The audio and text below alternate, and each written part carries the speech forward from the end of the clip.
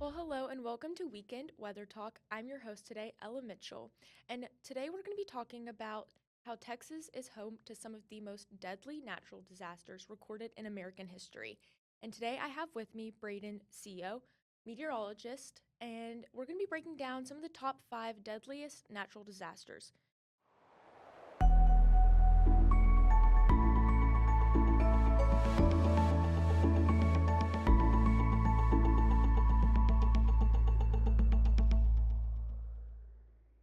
So, Brayden, I want to start off with Hurricane Harvey. hmm Hurricane Harvey started on August 25th, 2017, and it made landfall near Rockport, Texas. And it was first major hurricane to hit the United States in more than a decade, and the first to strike the Texas coast since 1970. hmm And it slammed into Rockport with winds reaching 130 miles per hour, ripping apart homes and schools and businesses.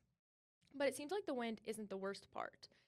The rain poured at record-breaking rainfall. hmm So my research is showing me that it reached up to 50 inches of rain, turning neighborhoods into lakes and forcing tens of thousands of people to evacuate.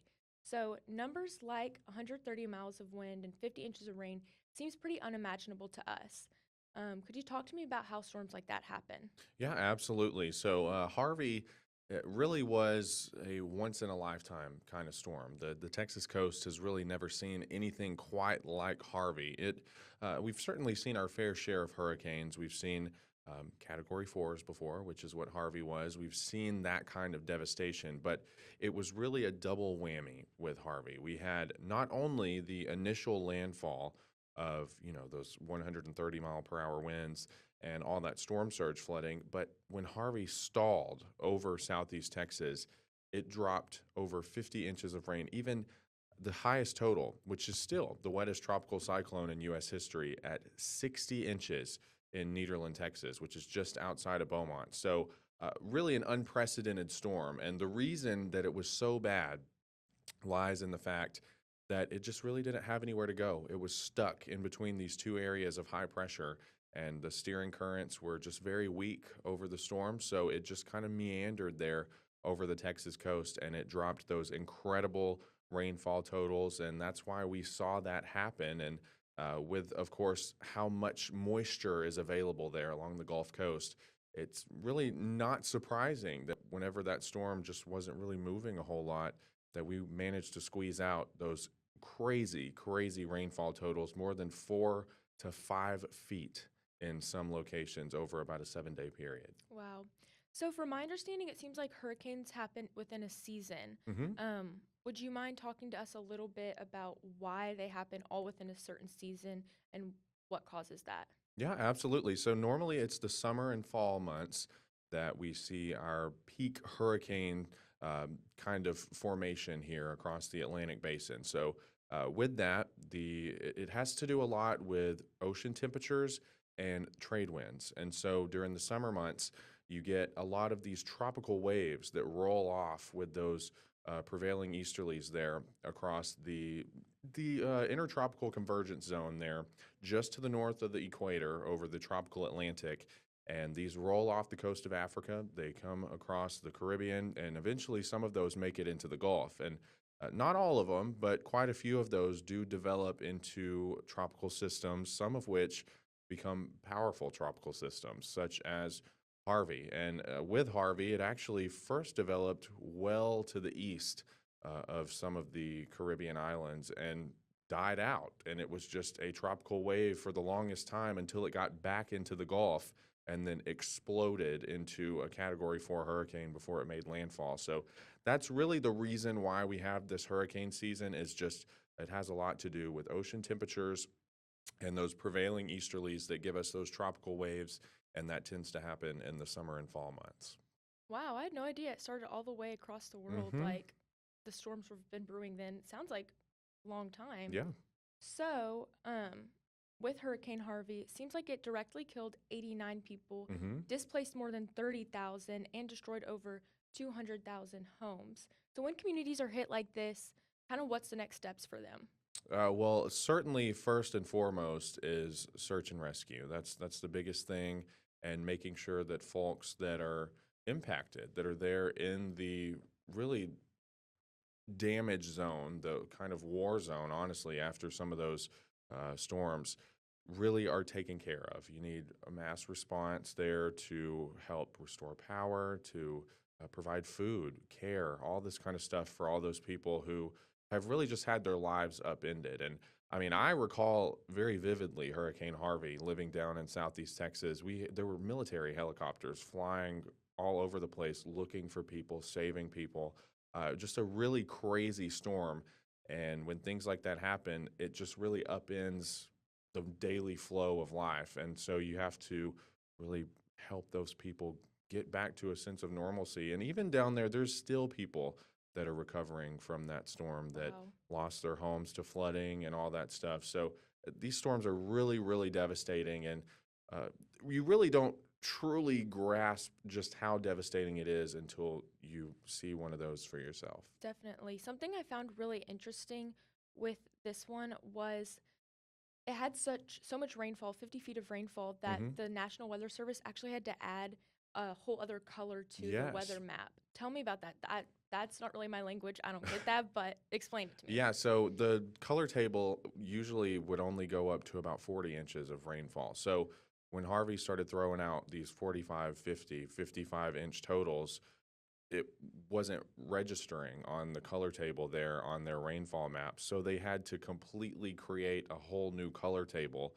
for that storm. And in particular, it just so happened that the highest rainfall totals happened over really populated areas. And there were two major metropolitan areas that were affected the most, and those with the flooding.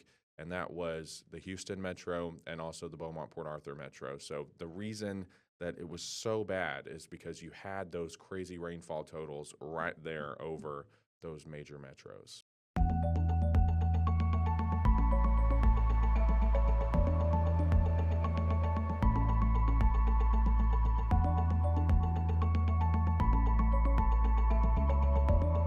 So another hurricane that has hit Texas in the past is Hurricane Rita. Hmm. It touched land in September 24th of 2005, and it started in Louisiana and then traveled to the Texas coast. And from what I've researched, this hurricane reached all the way up to deep East Texas. And I saw a really crazy picture where all the way in Nacogdoches, the Hmm. sky was red and everything.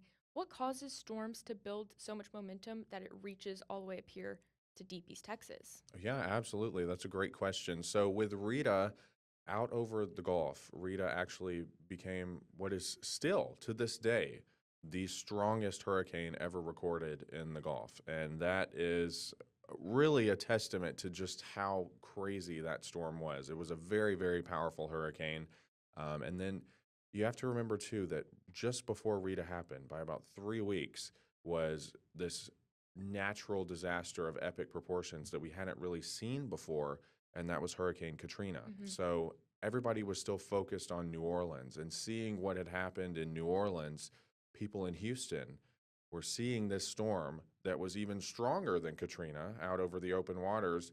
And rightfully so, people panicked. They saw what happened in New Orleans. They're thinking, oh my goodness, this is going to happen here. So everybody panicked. And that is why we had such a crazy evacuation. But really, when it comes to how far those winds made it inland, it has to do with just how much momentum that storm built up when it was over the open waters. So it still had all that intensity, even once it was on shore. And so that's why, even all the way up into deep East Texas, even into Shreveport and portions of Arkansas, got wind gusts of over 60 miles an hour from that storm. So it was not just a coastal thing for sure. It traveled hundreds of miles inland. You kind of touched on something I want to touch on next. Hmm. So Hurricane Katrina happened, then Hurricane Rita, and then Hurricane Wilma, Yes. all back to back. What causes three big hurricanes to happen all back to back? Were they feeding off each other? Just coincidence? What's the science behind that? It was just a crazy hurricane season. It was a very, very active hurricane season. All the conditions were right for all these storms to form consecutively. And in fact, there was actually another major hurricane that made landfall in the U.S. that year, and it actually happened in July, early July.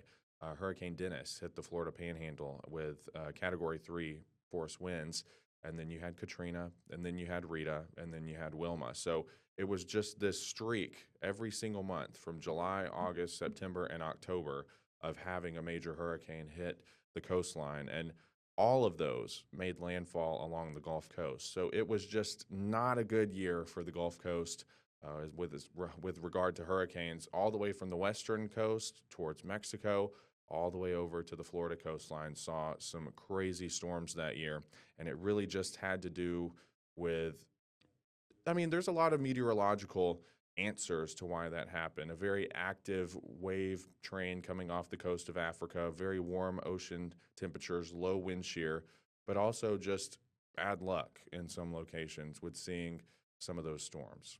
Definitely. So I didn't research the death toll for like all three of those events, but for just Hurricane Rita, there's 7 direct deaths and multiple indirect deaths. One of the big issues that the community faced was having a hard time evacuating.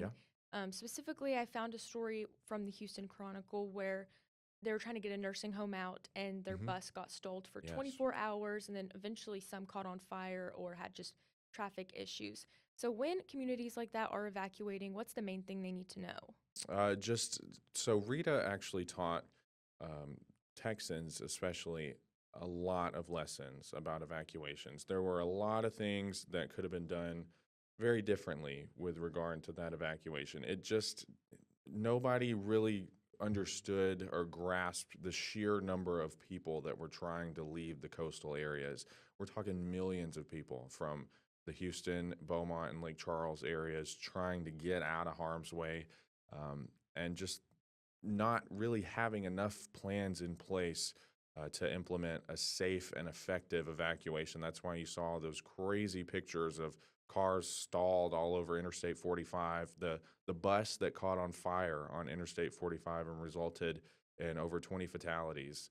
Just a horrible, horrible situation combined with a record-breaking heat wave in September. So you had those 100-degree temperatures, and you combine that with cars stalled out, nobody has air, gas, water. You're talking about a disaster, really just not a good situation. And this is all before Rita even hit land. So this happened well in advance of the storm. And then, of course, you had the secondary disaster, which was the hurricane itself. So Rita definitely taught folks in Texas a lot of lessons about evacuating, and much, much better evacuation plans were implemented in 2008 ahead of Hurricane Ike. That's when they utilized what's known as contraflow, which is when you use both sides of the freeway to kind of get people out. And with Rita, that happened too late. The roads were already clogged, cars were stalled, it was already a mess. So they learned to do that much sooner and have a much better plan in place for future storms. All right. Well, thank you, Brayden. Mhm. When we get back, we're actually going to talk a little bit more about Hurricane Ike, so it's good information to have. Stay with us. We'll be right back after this break.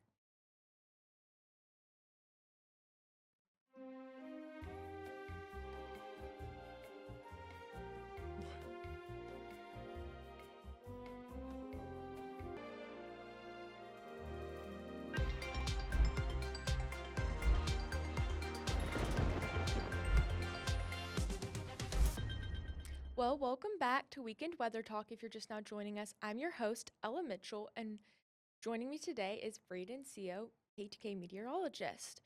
So far, we've been talking about deadly natural disasters that have hit Texas. We've covered a bunch of hurricanes, things like that, and now I want to get into a more recent tragedy, the Central Texas flooding.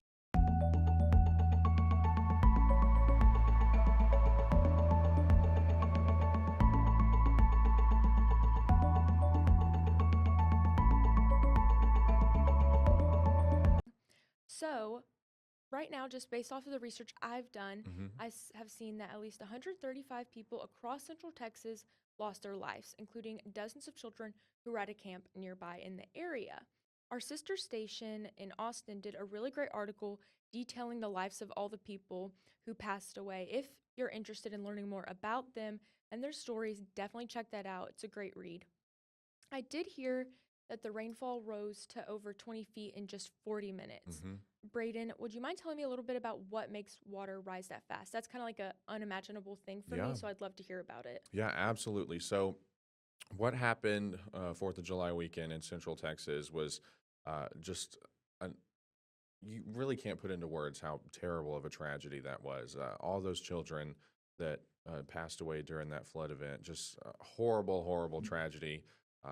Hopefully, we never ever see anything like that again. But what caused that all had to do with a combination of rainfall rates and topography. And what I mean by that is you had a substantial amount of rain fall in a very short period of time out there in terrain that causes all that water that falls to be funneled down into these valleys. And so when that happened, all that water flowed into the Guadalupe River and it had nowhere else to go except downstream. So you're talking about this wall of water, and not just water.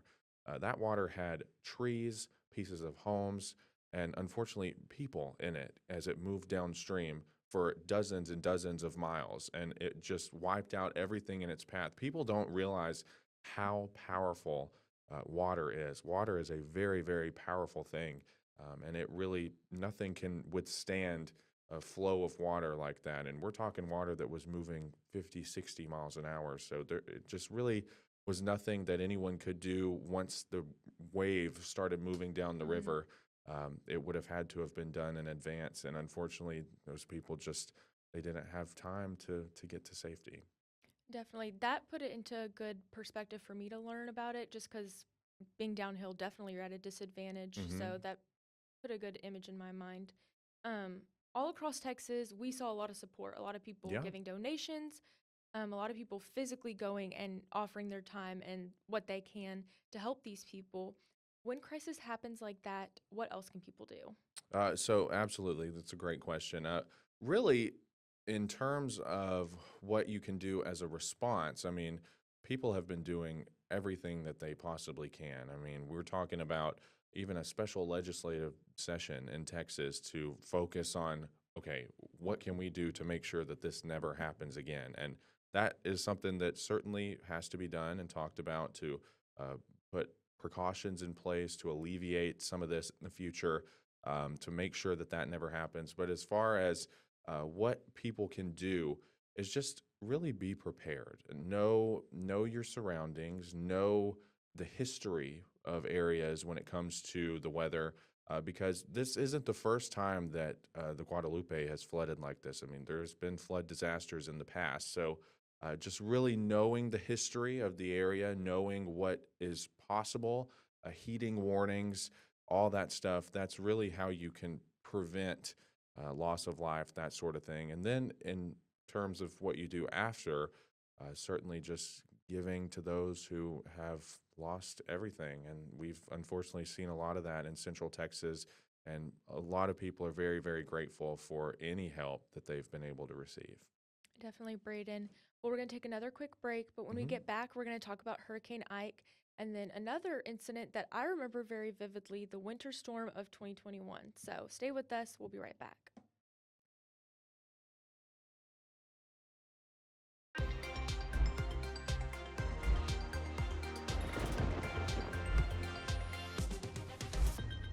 Welcome back to Weekend Weather Talk. I'm your host, Ella Mitchell.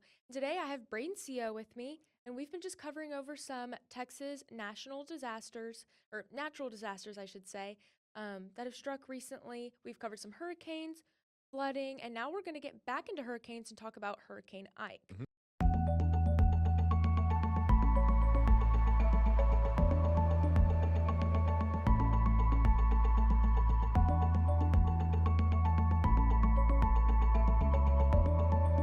So I just did some brief reading over Hurricane Ike, and Hurricane Ike was the third most destructive hurricane to ever make landfall in the United States. And there was 103 direct deaths and 92 indirect deaths that were reported. And it all started in the tropics, it seemed, like Turks and Caicos area, and then it started to reach us in Galveston in Hmm. September 13th, 2008. And it was one of the most costly hurricanes in the United States, causing the most damages and killing dozens. So, Brayden, talk to me about the numbers in this storm, the wind, the rainfall, Yeah. things like that. Yeah, absolutely. So Hurricane Ike, at its peak, was a Category 4 hurricane out over the Atlantic, and that's really whenever places like Turks and Caicos and Cuba took the brunt of the storm. It was a very, very powerful hurricane, but it was a lot smaller when it was in those locations. Then, as the circulation kind of got disrupted by Cuba, as it moved across the island, it grew and substantially grew to a very, very large Category 2 hurricane out over the Gulf. And it maintained Category 2 strength all the way up until landfall, making landfall right over the city of Galveston, with winds of 110 miles per hour, making it a very, very high-end Category 2. But really, the thing was a monster, and it had a storm surge typical of a Category 4 hurricane. We're talking 20 feet of storm surge that flooded the Texas coastline all the way up into places like Orange and Bridge City, even into Louisiana, over into Cameron Parish. Just a crazy amount of storm surge. And really, the area that took the brunt of that was the Bolivar Peninsula down towards Crystal Beach and High Island, Gilchrist. All those areas were virtually wiped off the map by Hurricane Ike. So it's just a testament to show that you don't need a Category 4 or 5 to have crazy storm surge on the coast and to have those impacts that are maybe even making that storm at the time the third costliest storm in U.S. history. Now it has since moved down since we've had other significant storms since then, but at the time it was the third costliest in U.S. history. Definitely. And talking about the impact, I saw that 92,000 homes were destroyed Hmm. just in Harris County alone. So, talk to me about what specifically causes such a big impact like that and how the community reacts and comes back from something like that. Yeah, absolutely. So uh, the storm itself, just having that hurricane of that intensity and that size going over the fourth largest city in the country, I mean, that's just a recipe for disaster. And then you had all that water funneled right through Galveston Bay up the Houston Ship Channel, which is basically the largest conglomeration of uh, energy sector in the country when it comes to petrochemical plants, the oil and gas industry, all that stuff is right there. That is ground zero for that. So it was a disaster that just is really was waiting to happen. And Ike really gave people down there a taste of just what could happen when you put a hurricane of that magnitude in a major metropolitan area like that. And that is why we saw all the storm surge flooding, but also the wind damage that happened into Houston, all over the Houston area. And there was even windows blown out of skyscrapers in downtown Houston, as something that hadn't been seen since Hurricane Alicia, all the way back in the 1980s. So Ike was definitely something that a lot of people were really not quite expecting, especially whenever they compared to the evacuation that they saw with Rita. A lot of people were hesitant to evacuate with Ike, so more people stayed. In fact, I believe that only around 40% of Galveston Island actually evacuated in advance of Ike. Meanwhile, the island was virtually a ghost town for Rita. So people learned that you don't mess with Mother Nature. If they say evacuate, you should definitely heed those evacuation warnings. hmm I think earlier you said they had kind of better evacuation Hmm. plans. Talk to me a little bit about that. Yeah, absolutely. So this time with Ike, they implemented contraflow. So they opened up both sides of the freeways. That really, really helped out with traffic jams and stuff like that. So we didn't see the crazy amount of traffic jams like we did back with Hurricane Rita. hmm One thing that you just mentioned that I also hadn't even thought of was Hmm. all the gas companies, like you said, and oil companies that are in that area. Yeah. Do you have any details on how that affected that business and the neighboring Yeah, businesses? absolutely. So, with not just there in the Houston Ship Channel, but also all those oil rigs out over the Gulf, that really shuts everything down. And so then gas prices are hiked after, and then there's sometimes even gas shortages. So, whenever you get these major hurricanes making landfall there, and not even major hurricanes, just substantial hurricanes in general, because Ike wasn't even a major hurricane. But whenever you get those kind of storms making landfall in areas that really control the energy sector, certainly going to see those repercussions all across the rest of the United States. And that's exactly what we saw after the hurricanes of 2005 and then again after Ike in 2008. Definitely. Well, our last natural disaster that we're going to cover today is the winter storm in Texas of 2021. Mhm.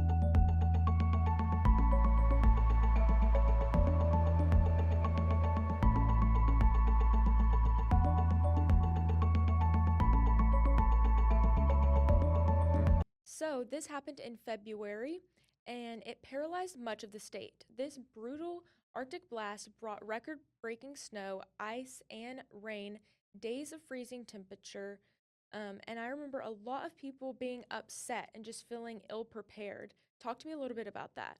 Yeah, so with that, I remember very vividly where I was during the 2021 winter storm. I was actually in Oklahoma. So it was very, very cold. We were having wind chills down into the negative 30-degree range, just crazy, crazy cold. And the reason why it caught a lot of people off guard had to do with the power outages. It was just a disaster. The power grid did not hold up due to the energy demand. So then you're talking about people not being able to heat their homes, and it's you know negative 10 degrees outside. So just a really, really bad situation overall that caught a lot of people off guard. Nobody really knew how bad it was going to get until it was happening, and then at that point it's too late to really prepare. You just kind of have to react. Definitely. I'm going to tell you, Brayden, my family was one of the people unprepared Mm-hmm. because we did not go to the grocery store before, so we ate Oreos. Like, literally, all we had was You Oreos got to for do that what you weekend. got to do. I know, it was a rough time, and a lot of people, like you said, were out of electricity. Mm-hmm. So they were mad about the power grid. I do not quite know a lot about the power grid. Talk to me about that and why people were upset. Yeah, so the reason being is so whenever you look at the power grid in Texas, Texas has its own power grid, and so it just was overwhelmed, simply overwhelmed by all the energy demand of people trying to heat their homes and stuff all at one time at a record level. So it just couldn't keep up. Power failed in many locations, and I believe across the United States, a lot of these were in Texas, but across the U.S. as a whole, there were over 9.5 million households without power during the height of that Wow. storm. So, a really, really incredible storm, one the likes that we had never seen before.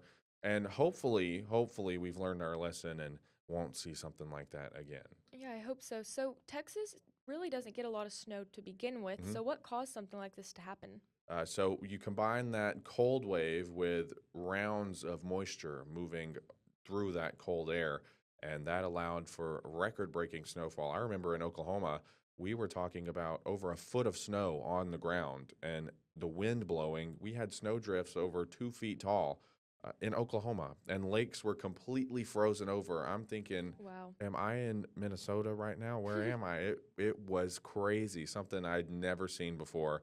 But yeah, meteorologically, it just had to do with the timing of that cold air and those storm systems moving through that cold air, dropping that record breaking snowfall. Definitely. Well, yeah, I remember that. That was a very interesting time because it was right after COVID Yeah. too. It was like, wow, we just got hit with COVID. Mm-hmm. Now we got hit with the winter storm. What's next is what I was thinking. Thank you for joining me today, Of Braden. It was course. very insightful. I feel like I've learned a lot. Yeah. I'm in the know now. And thank y'all for joining us for Weekend Weather Talk. We will see you back here next weekend. Again, I was your host, Ella Mitchell. You're watching Weekend Weather Talk on KTK Plus.